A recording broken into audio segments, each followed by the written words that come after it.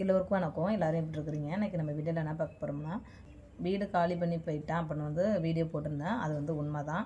என்னான்னு பார்த்தீங்கன்னா, வீடு காலி பண்ணி போயிட்டேன். எங்கள் வீட்டுக்காரங்களுக்கும் விருப்பம் கிடையாது, என் மாமியாருக்கும் விருப்பம் கிடையாது. மறுபடியும் நான் வந்து என்னோடய விருப்பத்துக்காக வந்து நான் பாத்திரன்ற அன்றைக்கி வந்து மாமியாவும் வர சொல்லியிருந்தேன், அம்மாவும் வந்திருந்தாங்க. அவங்க 2 பேருமே வந்துட்டு அப்புறம் எங்கள் சின்னண்ணா வச்சு டெம்போ எடுத்து வந்து பாத்திரமெல்லாம் அள்ளிட்டு போயாச்சு. அதில் வந்து என்னென்னு பார்த்தீங்கன்னா, டிவியை வந்து நான் கைட்டலை, அப்புறம் ஏசியெல்லாம் ஃபிட் பண்ணியிருந்தது அதையும் வந்து கைட்டலை. ஏன்னா நம்ம கொண்டு போய் அங்கே வைக்கிறதுக்கு இடம் கிடையாது. எல்லாமே வந்து பார்த்திங்கன்னா பாத்திரத்தெல்லாம் அள்ளிக்கிட்டு போயிட்டு அங்கே வெளியில் வந்து நம்ம புங்க மரம் இருக்குது அந்த இடத்துக்கிட்ட தான் அனைத்தையுமே வச்சுருந்தேன். பிரிட்ஜையும் கட்டிலையும் மட்டும்தான் உள்ளே கொண்டு போய் வச்சுருந்தேன். அது வந்து பார்த்திங்கன்னா கூரை வீடு வந்து ரொம்ப டேமேஜாக இருக்குது, கீற்று போடணும், அப்புறம் சேவர்லாம் வைக்கணும் அப்படிங்கிறதெல்லாம் வந்து சொல்லியிருந்தேன். அந்த பிளானோட தான் நான் போயிருந்தேன். அப்புறம் வந்து பார்த்திங்கன்னா ஸ்கூலுக்கு வந்து டிசி எல்லாம் கேட்க வந்திருந்தேன். இந்த ஸ்கூலுக்கும் சரி அந்த ஸ்கூலுக்கும் சரி ஓரளவு வந்து பேசி வாங்கலாம் அப்படிங்கிற ஒரு முடிவுக்கு வந்து எங்கள் வீட்டுக்காரங்கள்ட்ட ஃபோன் பண்ணி கேட்குறப்போ வந்து குழந்தைங்கள வந்து பசங்களும் வந்து விருப்பம் கிடையாது, வேறு ஸ்கூல் வந்து மாறவே முடியாதுன்னு சொல்லிட்டாங்க. ஏன்னா வந்து சகாஸுக்கும் அந்த ஸ்கூல் பிடிச்சி போயிட்டு, தஸ்வந்துக்கும் அந்த ஸ்கூலுக்கு பிடிச்சி போயிட்டு, அதனால் மாற முடியாதுன்னு ரொம்ப கட்டாயமாக இருந்தாங்க. இவங்கள்ட்டையும் வந்து கேட்டேன் ஸ்கூல் மாற்றலாமா அப்படின்ட்டு. இல்லை, பசங்க விருப்பப்படியே இருக்கட்டும், ஸ்கூலை வந்து மாற்ற வேண்டாம், நம்மளோட கஷ்டத்துக்காக வந்து பிள்ளைங்க படிப்பை வந்து மாற்றினா அது ரொம்ப அவங்களுக்கு கஷ்டமாக இருக்கும் அப்படிங்கிற மாதிரி சொன்னதுனால வந்து சரி பரவாயில்ல, பிள்ளைங்களுக்காக தான் நம்ம இருக்கிறோம், இருந்தாலும் படிப்பு தான் முக்கியங்கிறப்ப வந்து அவங்க விருப்பப்படியே நம்ம போய்க்கலாம் அப்படின்ட்டு நான் எங்கள் கிராமத்து வீட்டிலேருந்து தான் வந்து விடிய காலையிலே வந்து கண்ணு முழிச்சு சமைச்சு எடுத்துக்கிட்டு, ஏன்னா இவ்வளோ தூரம் நான் ட்ராவல் பண்ணி போக முடியாது பைக்கில். காலையில் 100 ரூபாய்க்கு பெட்ரோல் போட்டு நான் திரும்பி வந்தேன்னா மறுபடியும் ஈவினிங்கும் வந்து 100 ரூபாய்க்கு பெட்ரோல் போட்டு நான் திரும்பி வரணும். அதனால் டைமும் வந்து ஒரு நாளைக்கு வந்து பார்த்திங்கன்னா 200 ரூபா பெட்ரோல் ஆனது. அதனால் வந்து பார்த்திங்கன்னா நான் வந்து காலைல 8 மணி பஸ்ஸுக்கெல்லாம் வந்து மெயின் ரோட்டில் வந்து நிற்கணும். 8 மணிக்கு பஸ் வரும். 8 மணி பஸ்ஸில் வந்தால் தான் நான் வந்து கரெக்டாக 8:45 9 மணிக்கெல்லாம் 1 ஹவர் எங்கள் ஊர்லேருந்து பஸ்ஸு ட்ராவல். ஏன்னா நிறைய க்ரௌடு அதிகமாக இருக்கும். இப்போ 8 மணிக்கு அங்கே பஸ் ஏறணும்னா 8:45 9 மணிக்கெல்லாம் வந்து மன்னார்குடி ஜிகிட்டு வந்துடும். அப்புறம் இந்த பையனை கொண்டு போய் பெரிய பையனை வந்து நேஷனல் ஸ்கூலில் விட்டு சின்ன பையனை வந்து பிளே ஸ்கூலில் விட்டுட்டு அதுக்கப்புறம் அந்த பஸ்ஸு போய் நம்ம இறங்குற பஸ்லேயே வந்து பார்த்திங்கன்னா ரிட்டன் அதே பஸ்ஸு திரும்பி வரப்போ அதிலே வந்து நான் இறங்கி வந்துடுவேன். சின்ன பையனுக்கு வந்து நின்றுக்கிட்டே வர்றது ரொம்ப கஷ்டமாக இருந்தது. அப்புறம் எனக்கு ரொம்ப கஷ்டமாக இருந்தது. காலைல 8 மணி பஸ்லேயும் போகிறப்ப வந்து பார்த்திங்கன்னா கூட்டமாக தான் இருக்கும். நான் போய் சொன்னால் கூட நிறைய பேர் நம்ம லைனில் வரவங்க வீடியோ பார்க்குறவங்களும் இருக்குவாங்க. அவங்களுக்கே தெரியும் நான் உண்மை சொல்கிறேன்னா பொய் சொல்கிறேனான்ட்டு. அந்த 8 மணி பஸ்ஸுக்கும் பார்த்திங்கன்னா யாராச்சும் பாப்பா இல்லை பசங்க யாராச்சும் பப்பில் தூக்கி மடியில் வச்சுக்குவாங்க.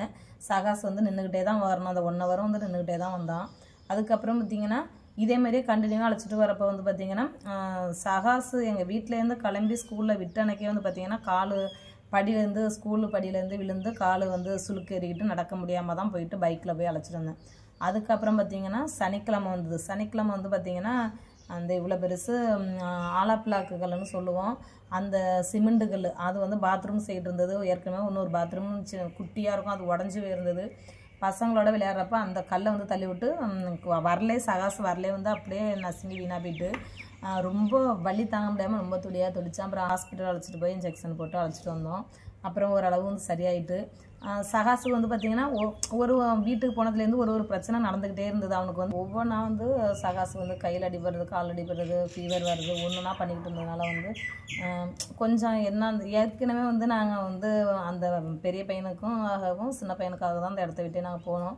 வந்ததுலேருந்து ஒன்றா பண்ணிக்கிட்டு இருந்ததுனால அப்புறம் பெரியவங்கள்ட்ட இதை மாரியெல்லாம் இருக்குது அப்படிங்கிறப்ப வந்து நம்ம கிராமத்தை பொறுத்தவரையுமே கிராமமாக இருக்கட்டும் டவுனாக இருக்கட்டும் கண்டிப்பாக எல்லாருமே வந்து ஜாதகம்னு பார்ப்பீங்க. அதேமாரி வந்து எல்லாருமே சொன்னாங்க, நீ போயிட்டு பசங்க ஜாதகத்தை பாரு, வந்ததுலேருந்து ஒன்றா பண்ணிக்கிட்டு இருக்கு, ஏன்னா ரொம்ப நாளும் இந்த இடத்துல ஒருத்தருமே இல்லாமல் இருந்துருக்குறீங்க, அதனால் வந்து பிள்ளைங்க வந்திருக்கிறப்ப நீ போயிட்டு ஜாதகத்தை பாரு அப்படின்னாங்க. சரிங்கிறதுனால வந்து ரொம்ப நல்லா பார்த்து இந்த இடத்துல வந்து கரெக்டாக சொல்லுவாங்க அப்படின்ட்டு எல்லாருமே சொல்லுவாங்க எந்தெந்த இடத்துல பார்த்தா கரெக்டாக இருக்குங்கிறதுனால.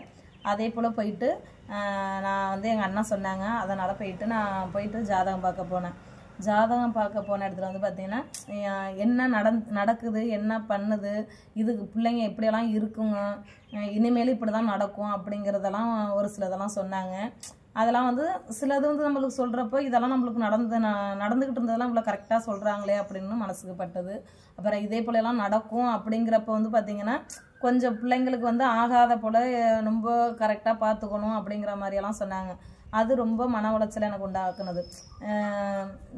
நடந்ததையும் சொன்னாங்க, நடக்க போகிறதையும் சொல்கிறப்ப வந்து பார்த்திங்கன்னா நடந்ததை கரெக்டாக சொன்னதுனால நடக்க போகிறதும் உண்மையாக இருக்குமோ அப்படிங்கிறத நினச்சி இது வந்து நம்மளோட சுயநலத்துக்காக வந்து பிள்ளைங்களோட லைஃப்பை வீணாக்குறதா ஏதோ ஒரு நான் போய் 10 நாள் வந்து அங்கே இருக்கிறப்ப வந்து பார்த்திங்கன்னா நான் வந்து இப்போ 3 வாரமாக அங்கே இருக்கிறப்ப வந்து பார்த்திங்கன்னா கட்டிலில் பசங்களை போட்டு பெட்ஷீட்டை போட்டுவிட்டு படுத்துக்குவேன். நிறைய வந்து நான் வீடியோவில் பார்க்குறப்ப வந்து பார்த்திங்கன்னா ஒரு சில இடத்துலலாம் வந்து குழந்தைங்க வந்து பெட்ஷீட்டை போத்திக்கிறப்ப அதுக்குள்ளேயே வந்து பாம்பு கடிச்சு இறந்துட்டதா அப்படியெல்லாம் வந்து நிறைய வீடியோ பார்ப்பேன். எனக்கு ரொம்ப கஷ்டமாக இருக்கும்.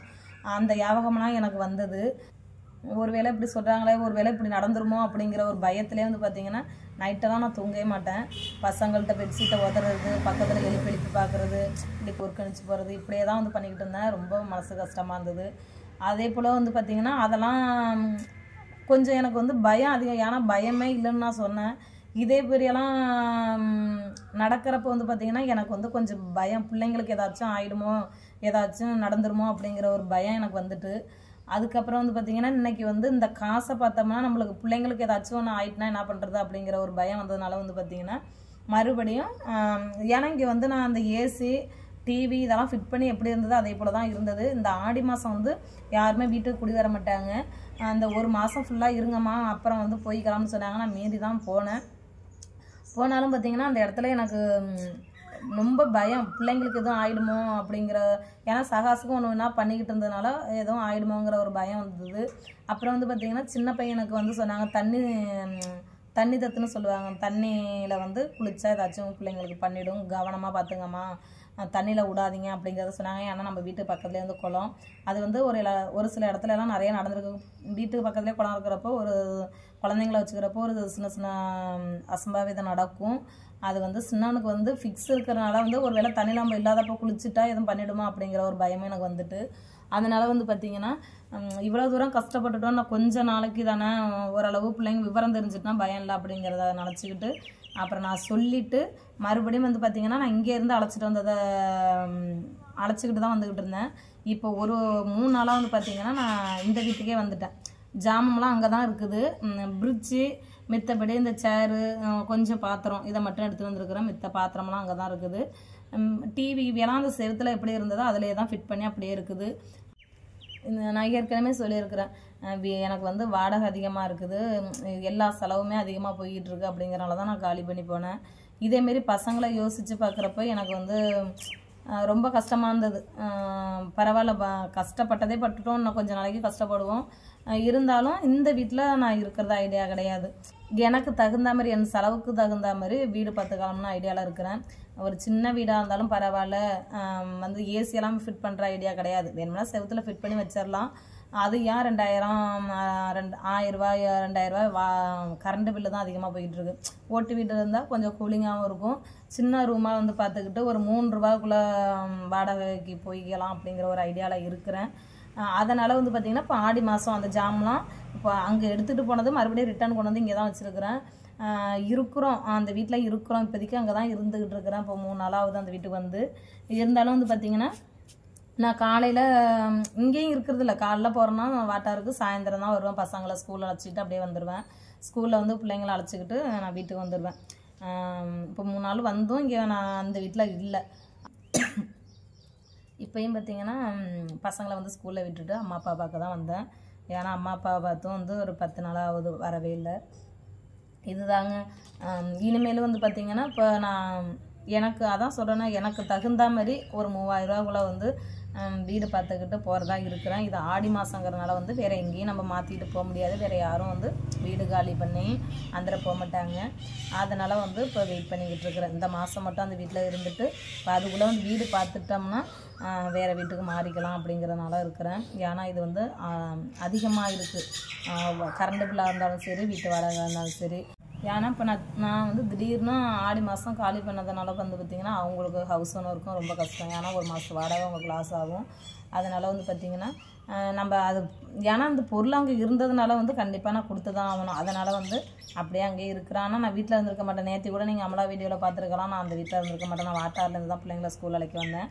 இப்போ வந்து ஸ்கூலில் விட்டுட்டு நேராக அம்மா பார்க்க வந்துட்டேன். அந்த வீடு இருக்குது. நீங்கள் எப்போ போனாலும் வீடு வந்து பூட்ட மாட்டேன்னா ஃபுல்லாக பூட்டிட்டு க்ளோஸ் பண்ணிட்டுலாம் வர மாட்டேன். எப்போதும் நான் தாப்பலை போட்டு தான் வருவேன். ஏன்னா அங்கே பக்கத்தில் உள்ளவங்க ரொம்ப எல்லாருமே ரொம்ப நம்பிக்கையாக இருப்பாங்க. பக்கத்தில் அக்கா வீடு தான் இருக்குது, அதனால ஒன்றும் பிரச்சனை இல்லை. நான் அந்த எல்ஜிபிஆரில் இருக்கிறப்பையும் பார்த்திங்கன்னா நான் பூட்டிட்டு இடையில வறண்டாவில் தான் இருக்கும் சாவி, எடுக்க மாட்டேன். அந்த அம்மி இருக்கிறன்னு வெளில இருந்திருக்கும், அந்த இடத்துல தான் வந்து சாவி இருக்கும். வீடு வந்து அங்கேயும் அதேமாரி நான் கையோடு எடுத்துகிட்டு போக மாட்டேன் சாவியாக. இங்கேயும் வந்து பார்த்திங்கன்னா வீடே பூட்ட மாட்டேன். நேற்று தங்கச்சி இதேமாரி வந்து பிரியாவுக்கு வந்து டெலிவரி ஆக போகிறனால ஹாஸ்பிட்டலுக்கு பாப்பா பார்க்க வந்துருக்குறாங்க்கா, எங்கேக்கா இருக்கிறா அப்படின்னு. நான் வாட்டாராக இருக்கிறான்டா அப்படின்னேன். நான் வீட்டு சாவி இருக்கா அப்படின்னு, வீடு திறந்து தான் இருக்குன்னு வீட்டுக்கு அப்படின்னு. அதை தான் நீங்கள் பார்த்துருப்பீங்க. மித்தபடி மறைச்செல்லாம் ஒன்றும் கிடையாது. ஏன்னா வந்து நான் எதனால் வந்து வீடியோ வந்து இப்போ சொல்லாமல் இருந்தேன்னா, நான் ஏற்கனவே காலி பண்ணி போயிட்டேன். இதேமாரி சுச்சுவேஷனை சொல்லிவிட்டு நம்ம வேறு வீட்டுக்கு போகிறப்போ சொல்லிக்கலாம்னு இருந்தேன். இருந்தாலும் கமெண்ட்ஸில் பார்த்தா ஒரு சில பேர் பொய் சொல்லி வீடியோ போட்டேன். அப்படியெல்லாம் கிடையாது. நான் பொய் சொல்லி வீடியோ போடுறேனாலும் கிடையாது, அதை பொய் சொல்லி போட்டும் எனக்கு எந்த ஒரு பிரயோஜனமும் கிடையாது. சின்ன பையனோட டீச்சர்ஸ்கிட்டையும் சொல்லியிருக்கிறேன், அவங்களுக்கும் தெரியும். அவங்க கூட சொன்னாங்க, உங்களுக்கு தகுந்த மாதிரி நாங்கள் ஓட்டு வீடு இருந்தது, நீங்கள் அப்பயே சொல்லியிருக்காலுமே அப்படின்னு சொன்னாங்க. நான் அவங்கள்ட்ட அதெல்லாம் ஷேர் பண்ணலை. இப்போயும் வந்து நான் வந்துட்டாங்க மிஸ் அப்படின்னு சொன்னதே மிஸ் எல்லாம் ரொம்ப சந்தோஷப்பட்டாங்க. ஏற்கனவே போயிட்டோம் சொல்லிவிட்டு மறுபடியும் வந்துட்டு அதை அந்த வீட்டை சொல்லிக்கிட்டு ஒரு இதாக வேறு வீடு மாற்றிட்டு சொல்லலாம்னு இருந்தேன். கமெண்ட்ஸை வந்து பார்த்திங்கன்னா எல்லோரும் பொய் சொல்கிறேன் அப்படிங்கிற மாதிரி இருந்து சொல்லியிருக்கிறாங்க. தயவுசெய்து நான் பொய்யெல்லாம் சொல்லாங்க, உண்மை தான். பசங்க படிக்கிற ஸ்கூலில் வந்து எல்லாருமே நம்மளோட வீடியோ பார்க்குற பேரண்ட்ஸ் தான் இருக்கிறாங்க. அவங்கள்ட்ட நீங்கள் தயவுசெய்து தெரிஞ்சவங்களா இருந்ததுன்னா போய் கேட்டு பார்த்துங்க. மித்தபடி பஸ்ஸில் எல்லாருமே போகிற இடத்துல எல்லாருமே வந்து பார்த்திங்கன்னா நம்மளோட வீடியோ பார்க்குறவங்க இருக்கிறாங்க. நான் பொய் சொல்லி எதையுமே வந்து இன்றைக்கி நான் பொய் சொல்லிடலாம், நாளைக்கு வந்து எதிர்ச்சியாக நீங்கள் பார்த்துட்டா கூட நான் வந்து தப்பிக்க முடியாது. அதனால் வந்து பார்த்திங்கன்னா இதுதான் உண்மை. நேற்று கூட நான் வாட்டாரில் வந்துட்டு ஈவினிங் தான் வந்தேன். முந்தானாலும் பார்த்திங்கன்னா ஆடி 18க்கும் நான் வந்து வாட்டாரில் தான் இருந்தேன். மாமிக்கு வந்து சமைச்செல்லாம் வச்சுட்டு எல்லாமே முடிச்சுட்டு ஈவினிங் வந்து பசங்களை அழைச்சிக்கிட்டு நான் வந்தேன். அதுதான் உண்மை. இதுதாங்க எங்களோட சுச்சுவேஷனுக்காக ஊருக்கு போனோம், கிராமத்து வீட்டுக்கு. பசங்களுக்காக தான் வாழ்கிறோம். பசங்களுக்கு இதேமாரி ஆகும் அப்படின்னு சொன்னதுனால வந்து மறுபடியும் ரிட்டன் வந்துட்டேன். இப்போ வந்து பார்த்திங்கன்னா ஒரு 10 நாள் கூட ஆடி முடிஞ்சு ஆவணி மாதம் வந்து வேறு வீட்டுக்கு போகிறதா இருக்கிறேன். என்னோட பட்ஜெட்டுக்கு தகுந்த மாதிரி மாறதா இருக்கிறேன். நான் வந்து பொய் சொல்ல, ஊருக்கு போனதும் உண்மை, ரிட்டன் திரும்பி வந்ததும் உண்மை. இப்போ 3 நாள் தான் ஆகுது. மறுபடியும் வந்து இப்போ நான் எனக்கு தகுந்த மாதிரி வீடு பார்த்துக்கிட்டு போகிறதும் உண்மை தான். கண்டிப்பாக நான் எப்படின்னா வந்து பார்த்திங்கன்னா நான் சின்ன வீடு பார்த்துக்கிட்டு போகிறேன். கூடிய சீக்கிரம் எனக்கு அமையும்னு நினைக்கிறேன். கண்டிப்பாக இந்த மன்னார்குடியில் எங்கள் ஸ்கூலுக்கு பக்கமாகவே வீடு இருந்ததாக நல்லாயிருக்கும். அவ்வளோதாங்க. இது வந்து நல்லதாக கெட்டதானே எனக்கு தெரியலை. ஆனால் ஜாதகத்தில் வந்து உண்மை சொல்கிறதெல்லாம் உண்மையாக நடக்கும் அப்படின்னு சொன்னாங்க. ஏன்னா ஒரு மேரேஜ் நடந்தாலுமே வந்து பார்த்திங்கன்னா பொண்ணுக்கு மாப்பிள்ளைக்கு வந்து பொருத்தம் உழுதானு தான் பார்ப்பாங்க.